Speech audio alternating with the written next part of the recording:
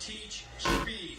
Reportedly, Hall of Fame wide receiver Randy Moss said of Tyler Scott, this is the best young receiver to come into the NFL in the last 15 years. Oh, really? I mean, wow. What an endorsement. Is that Joe Gaither? It's Lou Canellis. Lou Canellis and Joe Gaither, one and the same. We both got fooled by the Randy Moss take. Welcome in. Randy Moss said Tyler Scott's the greatest young receiver to come in the NFL in the last 15 years. You can't teach speed. Welcome into the Believe in Monsters podcast. We are the Believe in Monsters hosts, Chris Krogman, Lucas Berry, and yours truly, Joe Gaither, here to celebrate a big 23-17 victory over the Tennessee Titans. Make sure you follow us on the Twitter machine at BIM_pod. Follow Chris Krogman at ShyBears1985, LBerry_40 for Lucas, and I am at Joe Gaither 6. We are proud partners and a proud part of the Believe Network. We're going to talk some preseason football. Our Bears hosted the Tennessee Titans. A little bit of a scrimmage action. Not a whole lot of ones out there, but we got plenty to get into. We will get into it tonight. Before we do, though, Chris Krogman, Tyler Scott, greatest receiver ever. That's what Randy Moss said. I mean, if he said it, I'll believe it because that dude knows talent. That's for sure. And he knows speed. He's very fast. So he knows that Tyler Scott is very fast and very good, and we're looking forward to a just absolutely dominant career by the best college prospect to come into the league in the last 50 years or something like that. It's pretty spot-on analysis. Nailed it. I'm doing great, though. I had a nice little weekend. Can't remember if I told you guys, but I messed my back up not too long ago, so I got that. Well, I've been treating it and got my golf trip coming up at the end of the month, so I needed to test out to see if the back was going to survive. And I think we're good. I think we're all right now. So feel a little bit younger today, not so old and decrepit. Lucas, how are you, sir? I am doing well. I had a great weekend. And the Bears won their first game of the year, which is great news. But also, I don't really care that much about the preseason. And just wake me up when it's week 1. Don't care. I'm just kidding. Our uniforms were on. The helmet was looking shiny. It's such a tease, Joe. It's such a tease. And the discourse on social media is at an all-time ridiculous high about everything. It's screen passes, yards after the catch. You have the Jaguars quarterback looking like he's prime Marshawn Lynch out there. And then, did you guys see that? The dude broke like 6 tackles and then he threw like a bomb in the corner of the end zone. The guy caught it. It's crazy. Who is this? It was like the Seahawks like 4th string quarterback.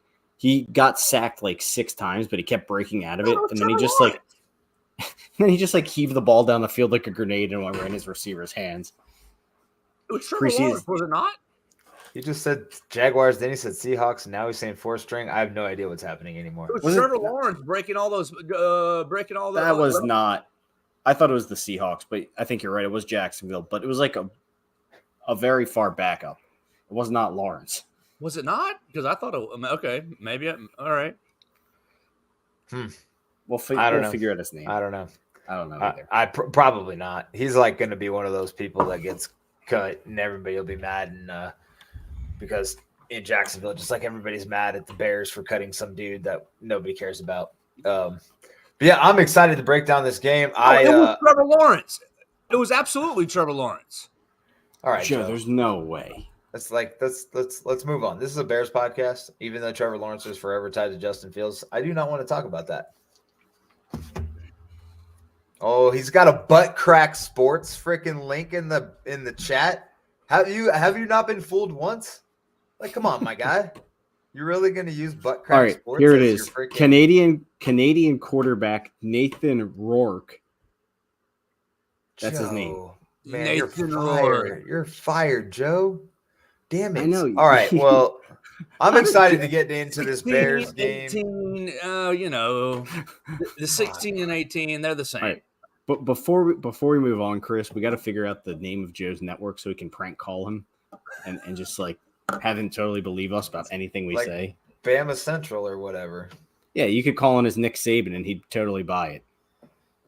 And be like, hey, this is Terrell Smith. I'm a huge fan of the show, and I'm a Bear, and you're a Bears fan and a Bama fan, and here I am. All right, Terrell we're Lewis. gonna See, I told you I'd fuck this up once. Damn it. We're gonna restart. I'm gonna let Chris go. I have Joe muted like around the horn, so I'll let Chris introduce us to our Bears game while Joe's muted. All right. Can't wait to introduce you guys to the Chicago Bears versus the Tennessee Titans. I am your best fake guest, Joe Faker. That's kind of never mind. All right, we're gonna fucking pound off that. All right, so let's just go by position groups. Starting with the offense. You're gonna the what? quarterbacks. I was gonna say Joe Faker and Joe Gaither, and I just tried to combine it, and then it just didn't go very well. So And now you're gonna pound off Joe Faith. now, pause. Yeah, something like that. We're gonna have to reset and like not be live anymore. Can we do that? Fuck it. So I'll wait for Lucas to get done. I'm good. No, you're not. It's all right. So Bears quarterbacks. Obviously Justin Fields started the game.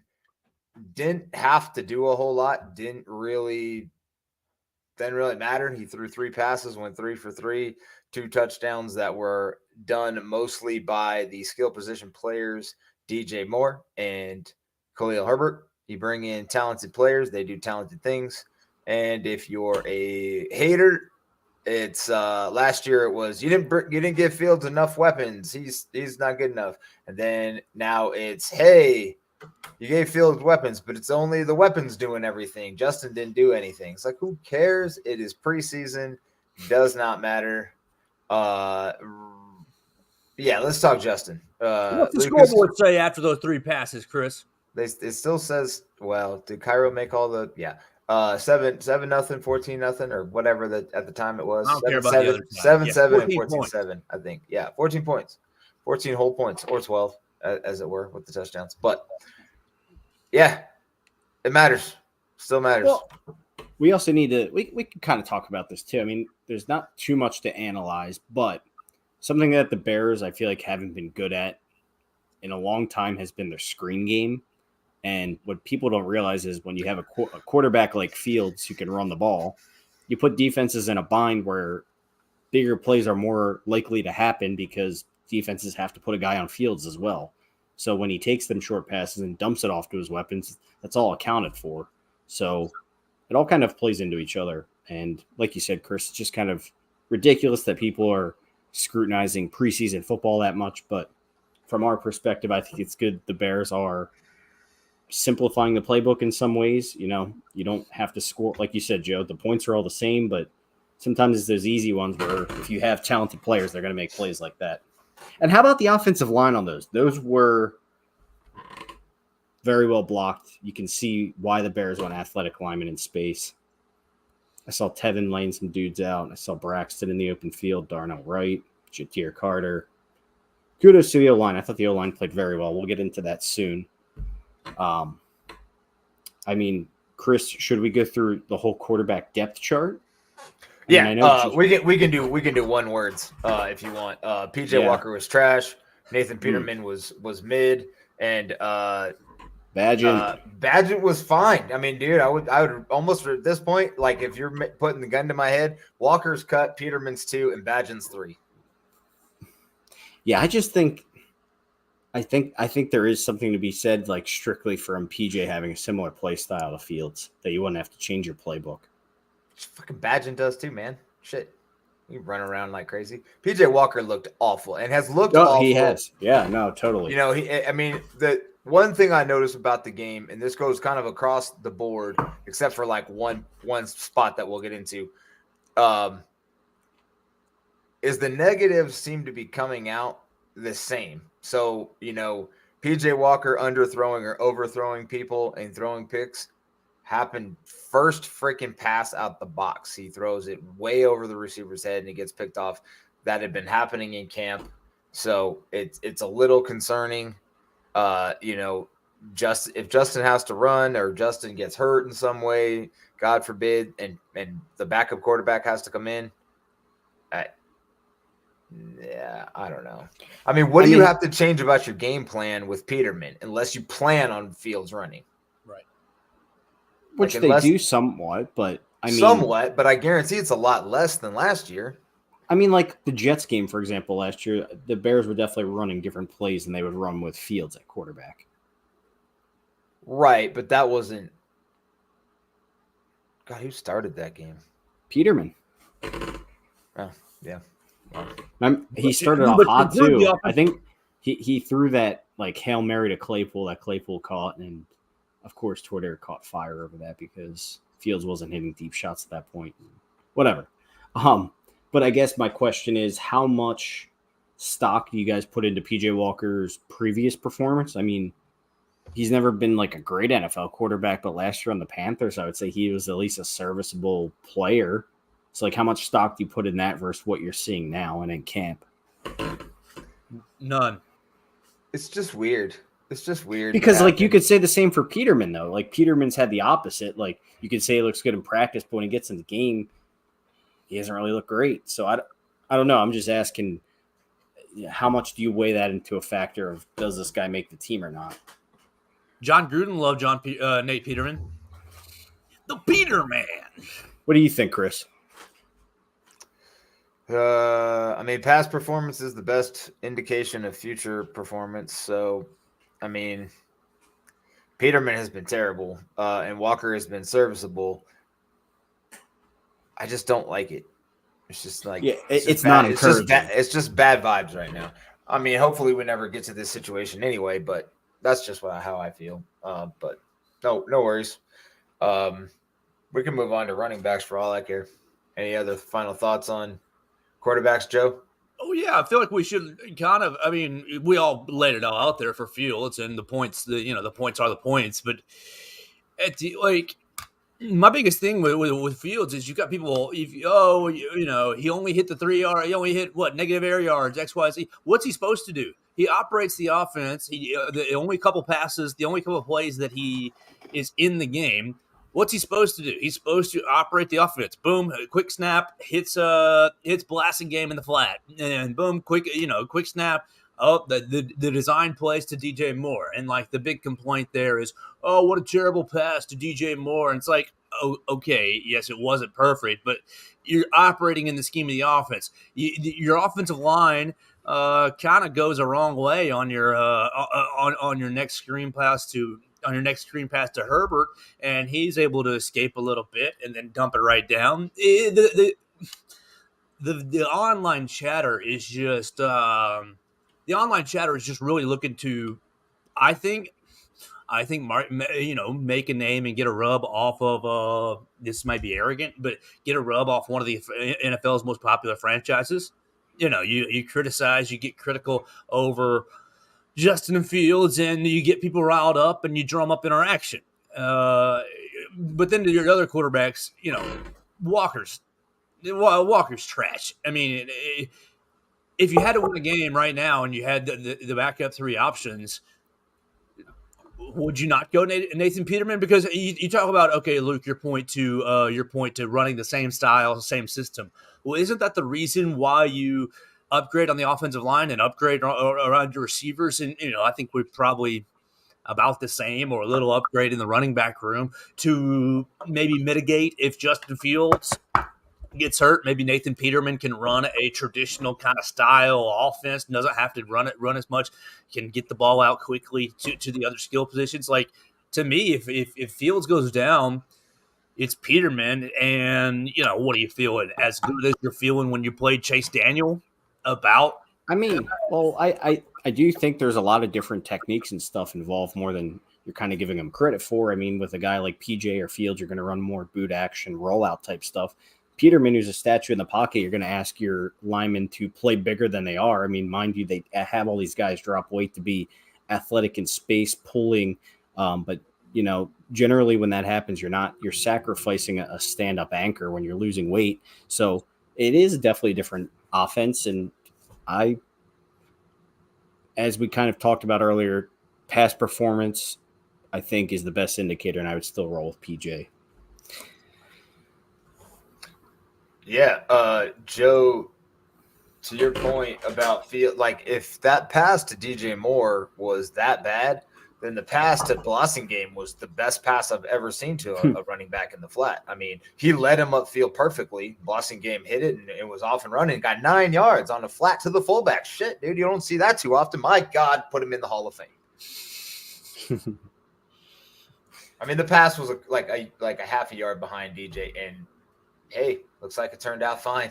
Maybe it gave DJ an extra wiggle room to get out, or maybe DJ should have backed up that yards and field threw it to the right spot, and DJ fucked up. We don't know, and it doesn't matter. It's preseason, and it's one throw, so calm down. All you Jordan Love strokers out there that want to give him credit for throwing a lob pass in the end zone, good for you.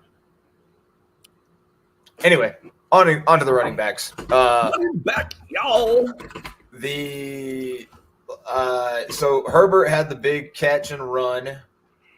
The most interesting thing about Herbert to me was the fact that he did catch a screen pass. Didn't do a whole lot of that last year. He had one other decent run. 11-yard run. Yeah. Yeah. Other than that, it was kind of bleh. I mean, there wasn't a lot of outside zone that I saw, at least when Khalil was in the game. So I don't know. They gave Roshan the majority of the carries. They did, yeah. And Foreman only had maybe three, yeah. I didn't check box. I almost watched that game fully twice just because. Long story. Anyway, so and then Ebner, for all the talk in camp of him looking great, he did not look great, not at all. Travis Homer looked good. Travis Homer looked good in his minimal time. As far as best looking running back, it was Roshan for me. Yeah, he got the most run too, so it's kind of one of those things too. But his first carry was awesome, where he ran over like 3 dudes, and yeah, I don't know. It's just totally what I expect out of him. I mean, it's going to be all like this. That's the type of guy that like this fan base I feel like always loves. Yeah. And my understanding, surprisingly, because he's a rookie, is that he's the best pass blocking running back of the 3, which is a little scary, if I'm being honest. But I think that's why they drafted him, though. He might get. I mean, man, I don't know, dude. Like it's making me feel like it's even more so going to be a 3-headed monster as opposed to any one of them getting even 60% of the snaps. Yeah, no, I don't see any of them really dominating. And then you throw in Homer in there too if he makes the team. I mean, it's another guy that's a similar skill set to Roshan who's going to take the passing down. So there's no way that dude does not make the team. All right, well, I'm just saying. So yeah, it's going to be a 3-headed monster with a little bit of him mixed in. So it's crazy. It's a 4-headed monster plus Blossingame. Yeah, dude, that's what I was thinking too. What did you say, Joe? Homer's going to be your daggum punt returner, kicking punt returner. After what we saw this, I mean, I don't want to jump ahead. Why does he return punts? Yeah. Why didn't he didn't return? He will after this week. I don't know why he didn't return any in this game. Because I got to figure out they had to put Velas out there for something. Yeah, but the Tyler Scott received a punt. He didn't do anything with it. He just from what I've heard, I don't think Travis Homer's in their punt return rotation. I'm not entirely sure why.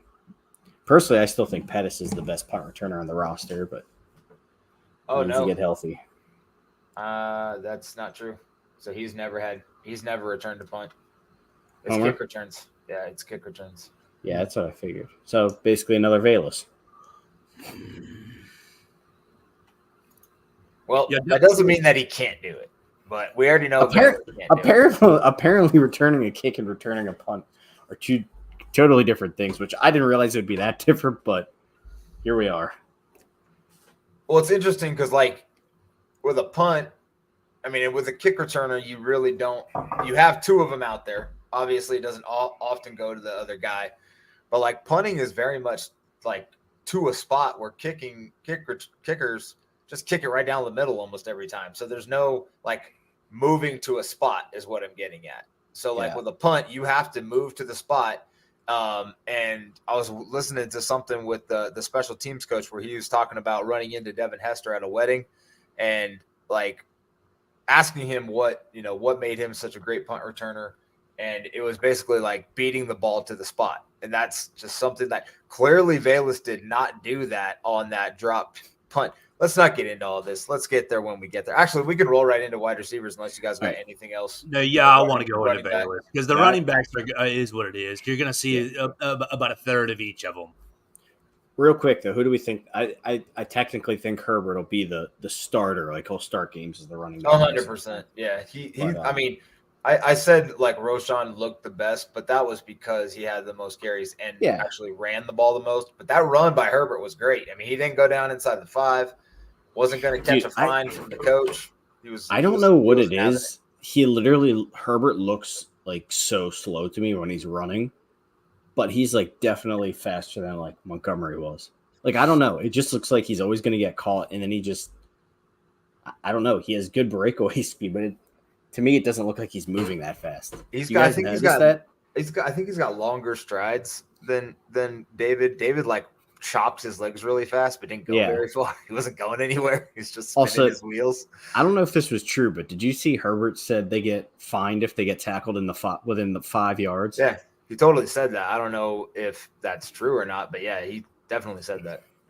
Yeah, because he broke a tackle there when he was going in.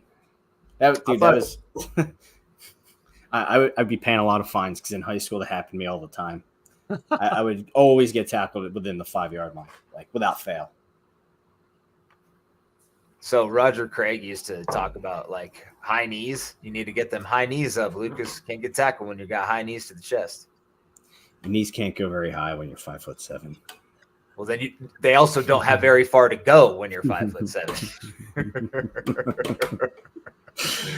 All right, wide receiver highlights. Obviously, DJ did his thing. Tyler Scott had a very challenging day. I did Mooney and Claypool didn't. Neither one of them played, right? Correct. If they played, they didn't make the stat sheet. I didn't load it. I didn't notice them. So then, there's Velus had like a comeback catch by one PJ Walker hit him. 6 yards. Who did? Velus. Okay. Velus, 1 reception, 6 yards. Yeah, it was that comebacker from PJ Walker. There's a lot of guys on here who had a catch. Yeah, there definitely was. So are we all in agreement to just drive this conversation? Are we all in agreement? Cut Velus like today. Like, you're not going to cut him today, but when it comes down to cut day, he's an easy cut at this point. I mean, if you're cutting people today, yeah, but shit, we're going to cut him for one of the same type of fuck ups as he's been having? Probably. But like, what if he's just not a punt returner? Do you think he does not have a place on the roster if he cannot receive punts? No. What is he doing for your offense? Well, what's he doing for your offense? What he did down the stretch last year? Just a gadget player who you know is going to get the ball on a speed sweep, or you know is going to be the target of one of those screens. You're going to have to put the ball. You're going to literally put the ball in his fucking hand because he can't catch. That's not true. He hit a deep ball last year. There's no consistency in that. You can't trust him. You can't put him out there and trust him. All right, whatever. I mean, from my perspective, I can't trust. If you think you can trust him, fine. I mean, I'm open to other takes, but like, I wouldn't put him out there for anything at this point. Would you rather keep Velus or Dante Pettis? Pettis. I'd rather keep Isaiah Ford, man. That guy smoked his cornerback. That was a wide open shot. That dude was honestly, he if they do feel like they have to move on from Velus, it does open the door for one of these random guys to make the roster. That's what I was thinking too. Like during the game, I was like, all right, like Pettis doesn't excite me. Okay. I mean, I guess he fills a role with a punt returner. But god dang it, if I want to fill, like, do I literally want like the long snapper version of wide receiver out there? Like, that's really your only job? He kind of does what Valus does, though, like what Joe described. Like, he does do like jet sweeps and like weird shit like that, but he'll never. He catches the occasional. Yeah, he does. Heck, he does.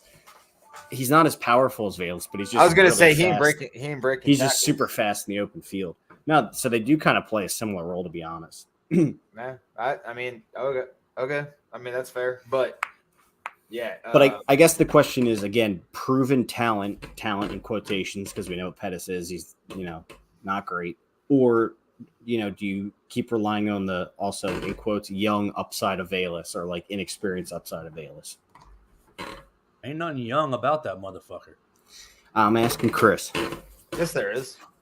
He has a young NFL career. It's only the second year in the NFL. He's younger than you, Joe. Yeah, and I'm old. I'm old and unathletic. Well, that's beside the point. That happened in high school too. It doesn't mean anything. Damn. I don't have a. I just don't, like I said, I just don't want to waste a 3rd round pick in year 2, especially like at wide receiver 6. Like, just don't. But whatever. I mean, I don't think he's going to go on to have some magnificent career somewhere if we cut him. You just can't have. You can't have. Look, I think the defense is gonna be better than probably I thought it was going to be, but not by a whole lot. I think you're going to be really wanting and needing to get off the field. When you get a 3rd down stop, you better get the daggum. You better get the ball. You get a 3rd down stop and they're punting, you can't put them back out on the field. Like, and that's one of those. That's one of those mistakes that just makes me like irrationally angry, irrationally upset, because your defense is probably going to be fighting tooth and nail the whole year, and for them, and when they get off the field, when they get stops, you just you can't do that. You can't have that happen. And the reason he did it, he couldn't field the punt in the first place. He runs up and the ball is coming down. And he realized, I guess I'm not in a good position, or he didn't feel confident, whatever the case, and he lets it bounce. Once you let it bounce, get the fuck away from it. Once you let it bounce, you've made the decision. You're not fielding this punt. All right, that's fine. That's not the end of the world. That's really not the end of the world. Let them down the ball wherever they're going to down the ball, and let's put the offense back out there. It's not that big of a deal. But to just say, I fucked up by letting it bounce, I'm now going to double fuck up by trying to field it. And then getting smothered. And I'm going to triple the fuck up by giving the ball up. How much money would they have to pay to field a punt, Joe? I'm sorry? How much money would a team have to pay you to field a punt in an NFL game? It only matters if you can't fair catch it. Yeah, you have to field the punt. No fair catch, no runaway. You have to catch it. I mean, well, the biggest question is how many yards am I having to move from my initial spot? Because if I'm having to move, it's like a regular punt. The punter can put it wherever he wants. Then I'm probably not athletic enough to field it. That's the case.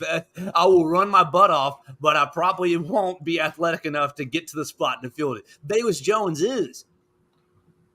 I'm just asking you, how much money would they have to pay for you to do that? Not much. I'd do it just to try it. I'd do it just to get the experience. The NFL people bearing down on you? No way, dude. I That's think like the scariest thing you could do to someone. I think they should send Valus to Cubs practices for the rest of the year so he learns how to track a ball. Oh, pop fly. I mean, dude, he can't track a ball. Like, you cannot track where the fuck the ball's coming down. And it's a bigger ball. It's humongous. It's a football. Honestly, I don't even know if it's that. That's why I got so angry. It's just like, don't urinate all over the defense's good effort by giving the ball right back up. So last year, did he muff 2 punts, or did he muff 1 and fumble 1? I think he muffed 1 and fumbled 1. That's what I thought too. 1 happened in the Vikings game, right? It was back-to-back games. It was like 2 games. I thought it was Vikings and Giants. He definitely did it in the Giants game. Maybe it was Fumbles fourth, in the maybe both were in the fourth quarter. I know there was some other similarity between the two. and then he had a drop in the Dallas game that was not a punt, that was just a pass. Well, I mean, we're gonna have drops. I mean, that's 2022, according to ProFootballReference.com, he had 3 fumbles. So I don't know. I mean, you got to determine how they're what's a muff, what's a fumble. But in its entirety, he lost 3. He lost 3 fumbles. That's bad. Yeah, that's not good. Yeah, and to come out and do that, like, just bad look. Yeah, no, I mean, I don't know if easy cut today. Like, there's other wide receivers you could easily cut right ahead of him, but like he makes the decision to move on a lot easier by doing stupid shit like that, and not doing much else to make it better. If he Like wants you to said, make the Chris, team, he needs to get out there on offense and do something other than a 1 yard, Right. 1 catch for 6 yards. That's what I'm saying. Well, like, I mean, again, to your point about Fields, though, he can only operate in the scheme of the offense. If he's not told to run a post down the middle of the field, he can't run a post down the middle of the field, or we're yelling at him for doing that shit. Oh, hey, Felix wasn't supposed to run that route, but hey, fuck it. I threw a YOLO ball and he got it. Yeah, so, all right. All Felix things aside, we need to talk about Tyler Scott, because he had a rough day as well. He had a fumble, 2 targets, 1 catch for 6 yards, and fumbled the ball. Obviously didn't catch the other ball. I don't know what happened, but he also fielded a punt, I believe, or a kickoff. I can't remember which. I feel like it was a punt. It was a punt. Yeah. So, yeah. Oh no, he had a kick return as well. So he had 1 kick return for 13 yards and 1 punt return for 9 yards. Oh, and Vilas did catch the other one. He had 2 punt returns for 7 yards. So that means he had 1 for 7 yards because he fucked up the other one. Yay, 50%.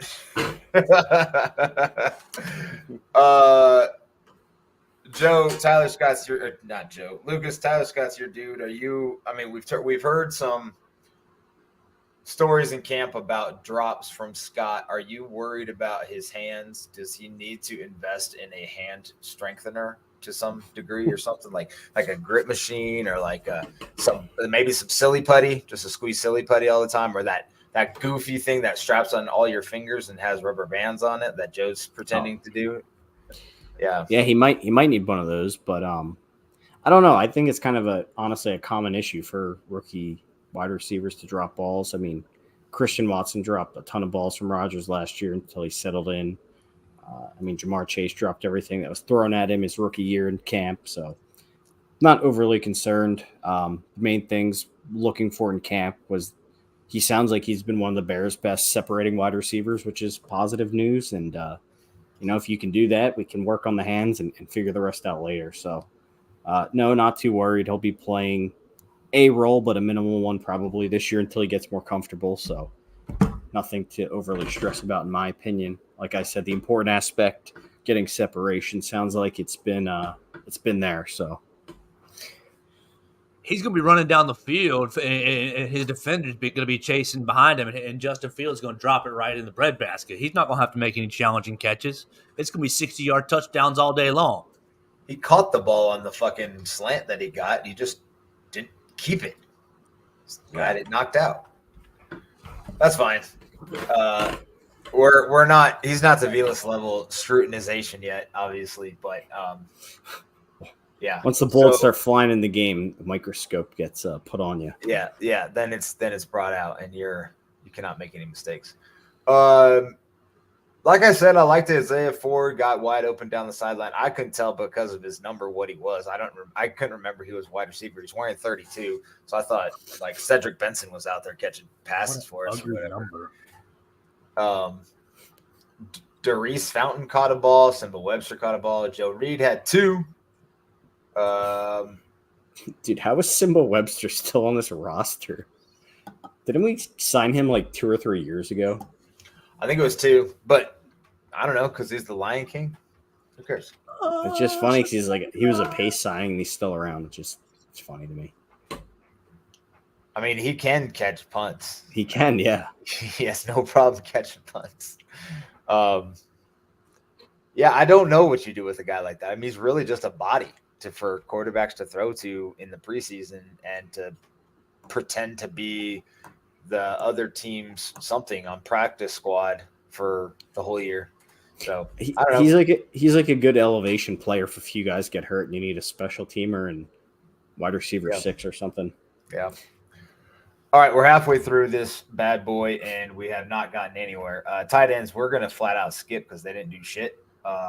Steven Carlson had 1 catch, 2 targets. O-line. So we'll move on to the O-line, and looks like Lucas really wants to lead us off with that. So how did you feel, Lucas? That's Joe, man. Joe, how did you feel? They were nasty. It was great. Oh, it was so great. Darnell Wright was getting after it. Darnell Wright in limited snaps, I was really pleased with his physicality. Tevin Jenkins bowling over some people. And Jatir Carter basically got Nate Davis back off the back into the fold. Did you guys see his comments too? Nate Davis is like, respectfully, I don't want to talk about why I wasn't here. So wait a minute, I might have missed something. Is Nate Davis back in practice now? Today, yeah, Jatir Carter had probably the best game on the whole offensive line, and Nate Davis is magically better. But respectfully, he doesn't want to tell anyone what he was going through. That's his choice. I mean, yeah, it's his choice. It's just ironic. Like, oh, this guy's he's not pushing for his job, but really, he did have a nice little day, and I think that he will. You keep that up, you're going to make the roster. I think this is a good talking point too about kind of what we hit home last year. Like Ryan Poles drafted all these linemen in like the 3rd round. People expected, we're like happy with one of them hitting, but like if these guys can develop into backup level players, holy shit, we're hitting the jackpot. Jatir Carter was a 7th round pick last year. I mean, it looks like he's come a long way from not being active at all last year, really. He was pitching a shutout in the preseason and looking good in camp so far. So, these are kind of the picks that we used to just throw away, and now it seems like we can actually develop players. And I've seen some ex-offensive linemen on Twitter saying that the Bears coaching has been really good, like on the screen passes and stuff. So, really positive for me, I think, overall with the coaching staff too, in developing these guys. You even had some positive praise, and I don't want to get. I still think he's going to get cut, but you still had some positive praise about Leatherwood too. Like the starters, Braxton Jones and Darnell Wright. That's probably where your biggest focus is on, and both those guys in limited action held up and played well. Of course, the Titans weren't really playing. You got to take into account what the Titans were doing. So there's that aspect, but. For a first showing with the new 5, obviously you didn't have Nate Davis out there, but for the first showing with the new group, it's like, oh, wow, these guys might actually be able to be man movers, resetting some offensive line, and you see the athleticism on the screenplays. It makes me tingle. It makes me real excited for this coming year because really everybody wants to focus on Justin Fields, rightfully so.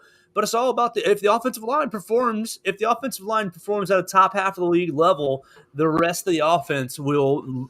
I feel confident in Justin's playmaking ability behind an adequate offensive line. I feel confident in Khalil Herbert's ability to be an above-average running back. So same with Roschon Johnson and Deontay Foreman. I don't really see any of them as stars, but above-average, serviceable running backs. It all comes down to how well the offensive line plays. If they play well, then boom, your Tyler Scott's going to get separation. You're going to see You're going to see opportunities for the wide receivers down the field. So I'm really excited for what we saw on Saturday. It's just the first step. But I liked the first little bit. Yeah, no, I totally agree. I'm very encouraged by what we saw. I did see Doug Kramer was out there for some snaps. I didn't see specifically how he did. Did either of you catch? Luke was just talking about that draft class where Ryan Poles threw everything at offensive line. Did Doug Kramer stick out at all? I cut the game off with about 5 minutes left in the third quarter. So I watched first half and most of the third quarter before I had to go to a work obligation. I don't know how he played. I didn't notice him one way or another. All right. Copy. I feel like a line is kind of hard to watch in one take. Like unless you're looking at a specific player, it's hard to see how all 5 guys are doing. To be honest. Yeah, I agree. Cool. Offensive line, solid. We are excited for a better offensive line than last year, that's for sure. As far as the defense, we'll just flip the script and go over to the defensive line. Highlight of the day was clearly Travis Gibson, who just fucking destroyed Tennessee. He was one of the people that hadn't had a lot of noise in camp. When the original depth chart came out, he was listed 4th. He touched on that a little. Hey, what? He touched on that a little bit in postgame. Gotcha. All right. You got that clip or anything, Joe? Or you just want to? No, he basically he was in front of the locker room, in front of his locker, and they were asking about it, and he said, "Well, I deleted social media this year to get more focused on the game, but I had heard whispers about the depth chart, and so yeah, that might have been a motivational factor." Well, good. Now, good. Did you guys? Now I got to ask: do you guys think the Bears are kind of giving Gibson the Tevin Jenkins treatment from last year? Because I thought it was weird that in Eberflus's post-game comments, he mentioned guys that stood out to him. He mentioned DJ Moore, Tyreek Stevenson, and Darnell Wright, who barely played, as guys who stood out to me. He did not mention Travis Gibson, which I thought was fascinating to say the least, especially after the depth chart news. I mean, how are you guys feeling about this? It's definitely a little weird that he wouldn't even acknowledge him after the game that he had. Hopefully, was Gibson a polls pick or a pace pick? He's a pace pick. Yeah. And ironically, he played better when he switched defenses to a 3-4, even though his college defense was a 4-3, which we run now. I don't know, but I mean, after that game, we're talking about D-line, him and Terrell Lewis. I feel like kind of both had games where you could say you can't really cut these guys at this point, and I surely hope they don't have to choose between one of the two for, I don't know, one of these other random guys they want to keep. I mean, how are you guys feeling about the edge rusher room overall and how they looked in this game? I thought the guys they trotted out there to start didn't look great.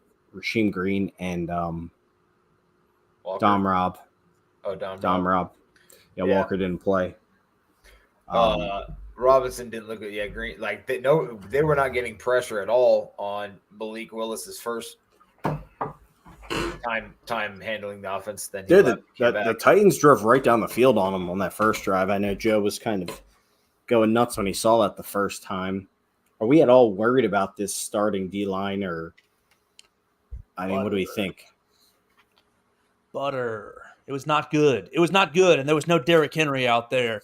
It was basically whatever the Titans wanted to do, running the football, and Malik Willis dinking and dunking on that first drive. That's my biggest concern with this defense is, can they stop the run? And maybe we're ahead of ourselves, but week 1 is looming large, and the best way for the Packers to attack us is to give it to Aaron Jones and A.J. Dillon over and over and over again and not have Jordan Love do a whole lot. Man, I'm still concerned about stopping the run. I loved you already hit it, Luke, on Terrell Lewis and Gibson. I loved that. And Pickens had himself a nice little game from time to time. But and obviously you didn't have Tremaine Edmonds, so that's going to be different. You didn't have Jaquan Brisker, that's going to be different. But that's my biggest area of concern for this team as a whole. If you're going to get the ball run up your face, run down your throat over and over and over again, it's going to make it for a long time. That's what makes me so angry about the Velus Jones thing, because I think this defense is going to have a hard time getting off the field on third down. And so when they do get off the field, you're going to have to take advantage of it. What I did like about the defense, as a whole, is they got after the football.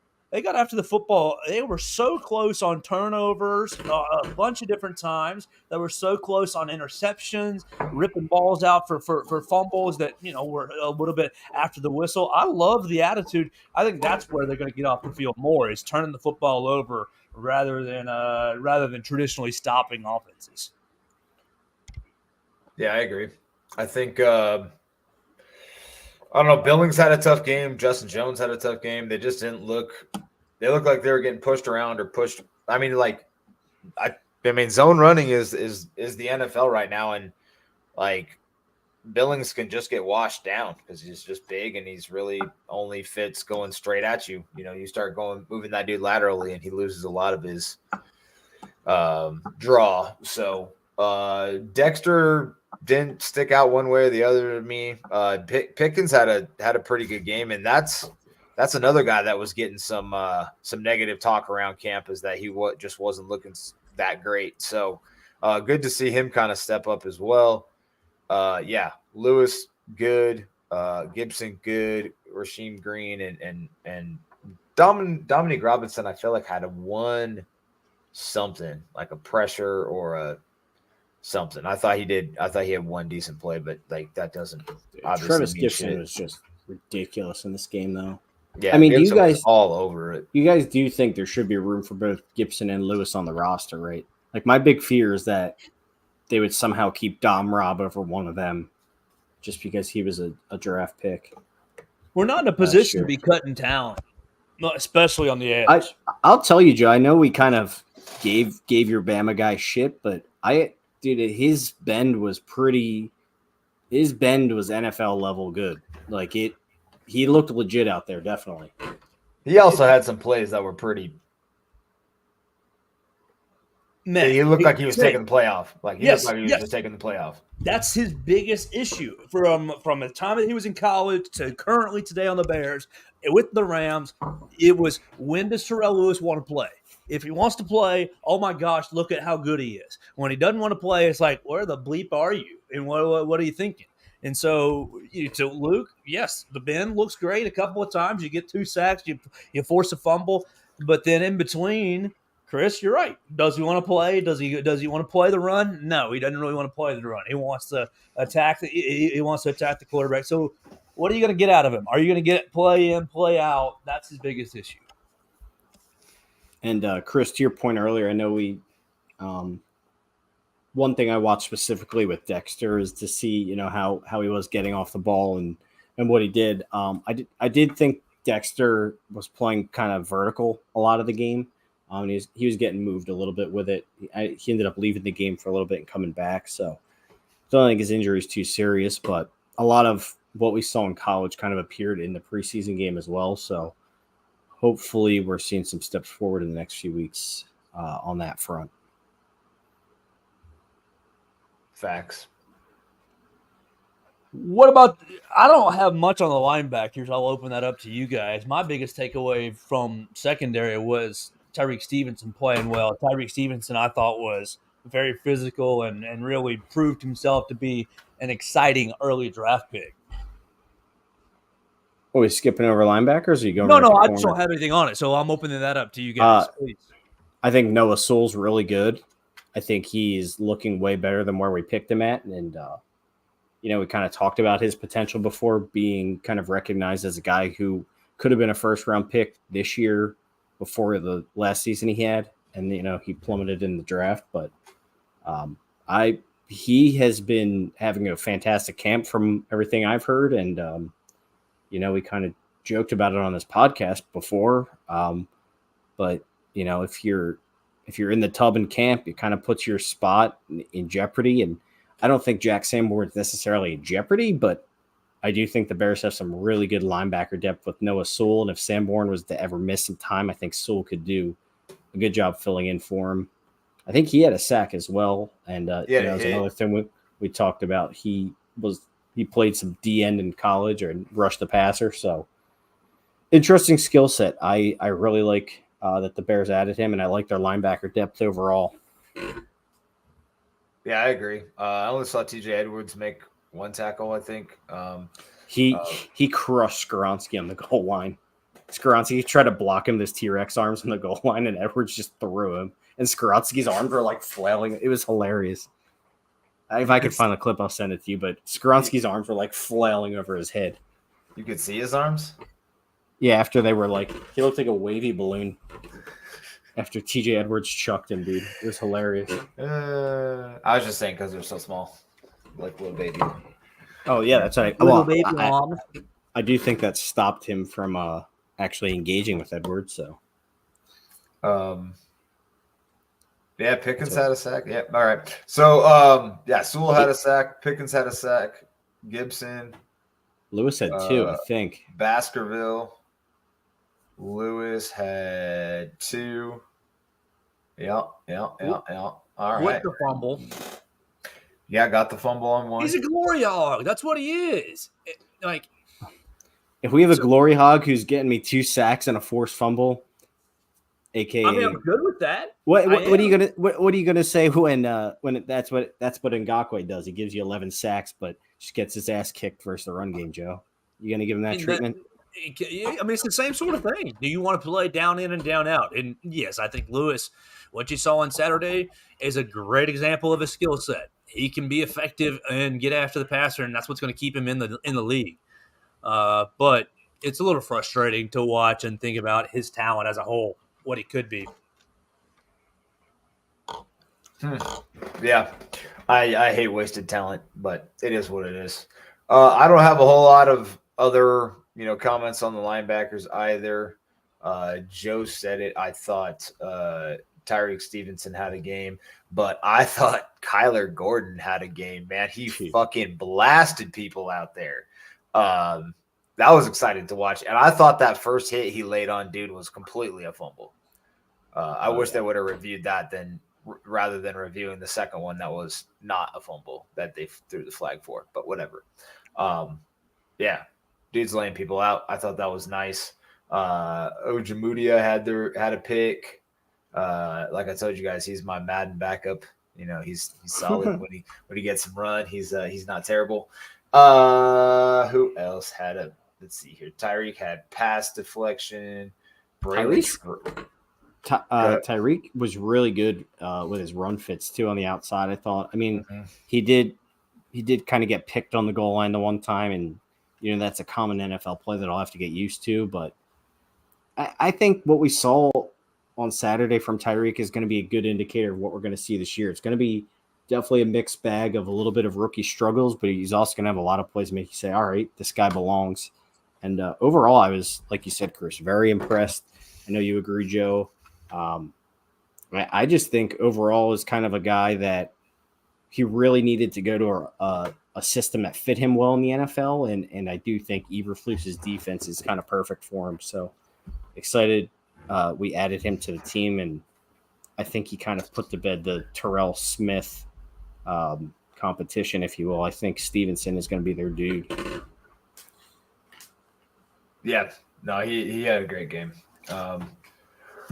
As far as any of the other defensive backs, I know there were some interceptions by AJ Thomas and Braylon Trahan. Braylon, both of them also had pass deflections. Hard to really judge those guys versus the talent that they're playing against, but I think I've heard good things about AJ Thomas from camp. So, and plus with that depth chart that came out that had some of those guys that were playing well last year, like buried on it, plus Vildor. Like Vildor didn't stick out at all. Like, I mean, he played. I saw him out there, but I only saw him out there because I was like, oh, hey, there's 22 in there with the 4s. Yeah, there's two different directions. There's the Travis Gibson buried on the depth chart to motivate you, and then there's the Kindle Vildor buried on the depth chart. You're not making the roster. If you're running out there in the fourth quarter, your chances of making it are not great. Oh, come on. That means Badgett doesn't have a chance. Come on. Didn't he tweet out business is business, and everybody kind of speculated that he's gone? Yeah, I think that was just the depth chart, though, dude. Which, like, there was some rumors, like on Hogan Johns, that wasn't even the official real depth chart. It was just something like kind of Lucas speculated about last week. It was just something to throw out there. And then they came out with the other one. But then the other one also threw people into a tizzy. They were like, well, wait a minute. which one's which, and I don't know. It's kind of a funny thing, but who cares? It's August 14th. We are now 2, 3, 4 weeks away from the regular season, essentially. Yeah. So looking forward to the Colts game next. Yep, and joint practices this week. Anthony Richardson apparently had a pretty good game. He threw an interception, but then had a nice bounce back. It'll be interesting to watch the Bears defense go up against that dude. He's probably just going to run all over him if they let him run in the preseason. I don't even know.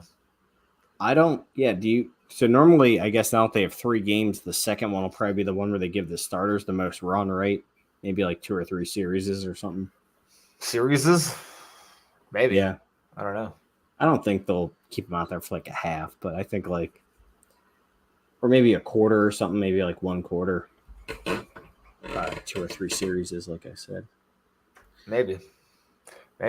Well, anyway, joint practice reports will be fun this week. Yeah. Special teams. Trenton Gill had a boomer. He boomed the shit out of the ball. Dude, Kairos was money. And Kairos was money. Yeah. Yeah. Making that cut from Schmidt that much more. Joint practices. Practice reports will be fun this week. Another game next week. Looking forward to it. It's almost, fall weather has pretty much already started in Denver, and I don't get it. We got so last year we had 70 days over 90 degrees. This year we've had 17 so far. That's never going to fucking catch it. It's great. Except my kids barely got outside this year. So it's just a little weird. The heat index in Alabama today was 113. Yeah, it was 70 here today, and it almost rained. I swear. You got any space in your basement? Yeah, lots, tons. I got a futon right there. Dude, I'm hitting the road and coming to Denver right now. It's been over 113, over 105 heat index for the last 2 weeks here. It's disgusting. Yeah, I'm very happy, dude. The weather here is so bipolar. It could be So here we go. So today was supposed to be high of 79, and then tomorrow it's 92, 94, 92, 93, 92, 92, 92. So we're gonna get a run. And mine's gonna be below 80s all this week. Fucking all over the place. So the only real weather that matters is the stuff going on in Hawaii. So thoughts and prayers with those folks, for sure. But other than that, that's all I got. Indianapolis this week. Luke? All right. What is the so if they have 2 days of joint practices, the Bears have been pretty feisty. How many fights do you think they get into with the Colts during the joint practices? The Colts are pussies, but Anthony Richardson's going to do something to piss everybody off, and they're at least going to have a Bears defense versus Colts offense fight. Just 1, 2, 3? I wish we had a Notre Dame defender so that he could get in a fight with Quentin Nelson. Just for shits and giggles. Who the hell is the Colts head coach? Sirianni? Oh, yeah. Steichen. Okay, Steichen. Brand new guy. Shane Steichen, brand new guy, Eagles offensive coordinator. No, they don't have any discipline. Eberflus is going to keep our guys in line, but their guys. I think it's going to get chippy. I would love to see a joint practice. I think that's probably the most intense practice there is out there. Shit, dude. I went to Broncos Bears when they came here. Meh. Nothing? Nah. It just seems like, I don't know. It seems like a lot of shit kind of boils over from training camp, but I don't know. Yeah, you're right. Maybe it makes sense. Maybe they keep him in line, Joe. You're right. I feel like Eberflus is a disciplined guy, but the Colts feel like an organization that's all over the place. So you don't know what to count on with them. Well, that's all I got for the night. So, Joe, I'll let you take us home here right around an hour in, and we will talk to y'all next week after the Bears play the Colts with a recap of this week's practices and the game. Thank you for listening, and now enjoy Joe's rendition of Bear Down Chicago Bears by Virginia McCaskey. Bear down, Chicago Bears. Make every play clear the way to victory. Bear down, Chicago Bears. Put up a fight with the might so fearlessly. We'll never forget the way you thrilled the nation with your T formation. Bear down, Chicago Bears, and let them know why you're wearing the crown. You're the pride and joy of Illinois, Chicago Bears. Bear down. Beautiful.